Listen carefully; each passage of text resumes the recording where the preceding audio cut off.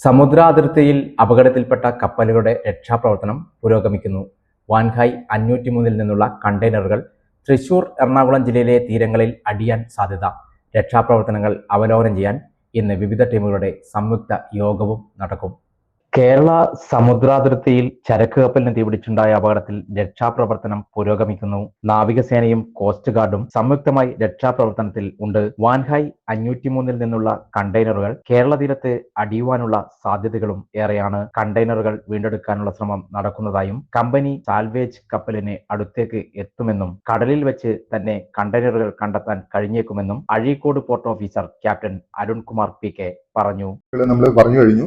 ഇന്നലെ ഉച്ചവരെയുള്ളത് വാൻഹായ് 503 എന്ന Singapore flag vessel, അത് 44 നോട്ടിക്കൽ മൈൽ, അതായത് 81 കിലോമീറ്റർ, ഏകദേശം 81 അഴീക്കൽ തുറമുഖത്തിൽ നിന്നും 230 ഡിഗ്രി മാറി കടലിൽ വെച്ച് തീപിടുത്തം ഉണ്ടാവുകയും അപ്പം അതിന്റെ രക്ഷാപ്രവർത്തനത്തിൽ അവിടെയുള്ള 1-2 മർച്ചന്റ് ഷിപ്പിനെ ഇന്ത്യൻ കോസ്റ്റ് ഗാർഡ് അങ്ങോട്ടേക്ക് ഡയറക്റ്റ് ചെയ്യുകയും അതേപടി കോസ്റ്റ് ഗാർഡിന്റെ അസറ്റുകൾ, അപ്പോൾ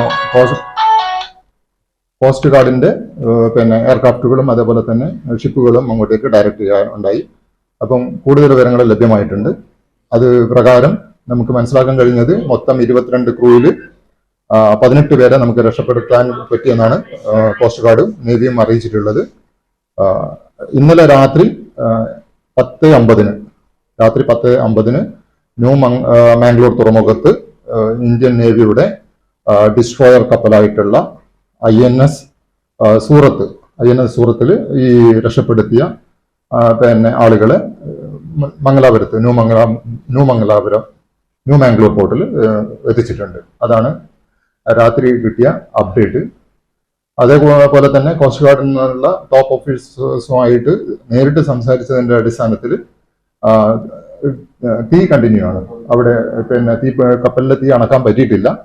കാരണം അണക്കാൻ പറ്റാത്തതിനുള്ള മെയിൻ റീസൺ എന്ന് പറയുന്നത് അത് കപ്പലിലുള്ള കാർഗോ ആണ്, പിന്നെ വിൻഡ് ഡയറക്ഷൻ, അതേപോലെ തന്നെ ടൈപ്പ് ഓഫ് ഫയർ, ഇതൊക്കെ ഘടകങ്ങളാണ്.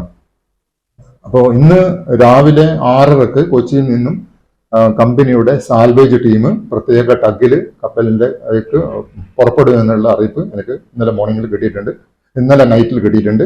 കോസ്റ്റ് ഗാർഡിന്റെ ടോപ്പ് ഓഫീസേഴ്സ് എന്നാണ് കിട്ടിയിരിക്കുന്നത്. അപ്പം സാൽവേജ് ടീം ഇന്ന് ഡിപ്ലോയ് ആകും.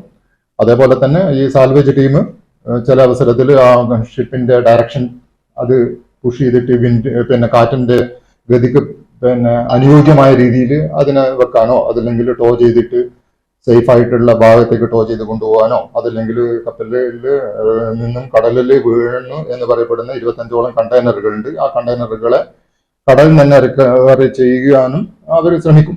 അപ്പം കോസ്റ്റ് ഗാർഡിന്റെ അഡ്വൈസ് എന്താണെന്ന് വെച്ചാൽ ഈ കണ്ടെയ്നറുകൾ കടലിൽ നിന്ന് റിക്കവർ ചെയ്താൽ നമ്മളുടെ തീരപ്രദേശത്ത് ഉണ്ടാകുന്ന മലിനീകരണം ഒരു അളവ് വരെ ഇല്ലാതാക്കാൻ പറ്റും. അപ്പം നമ്മൾ നേരിട്ട് സംസാരിച്ചതിന്റെ അടിസ്ഥാനത്തിൽ ഏകദേശം 1.2 തൊട്ട് 1.4 നോട്ട്സ് കറണ്ടാണ് സൗത്ത് ഈസ്റ്റേർലി ഡയറക്ഷൻ. മലയാളത്തിൽ പറയുകയാണെങ്കിൽ എന്ന് പറഞ്ഞാൽ നമ്മൾ ഈ തെക്ക് കിഴക്കൻ ദിശയിലേക്കാണ് കടലിലുള്ള കറണ്ട് ഒഴുകുന്നത്.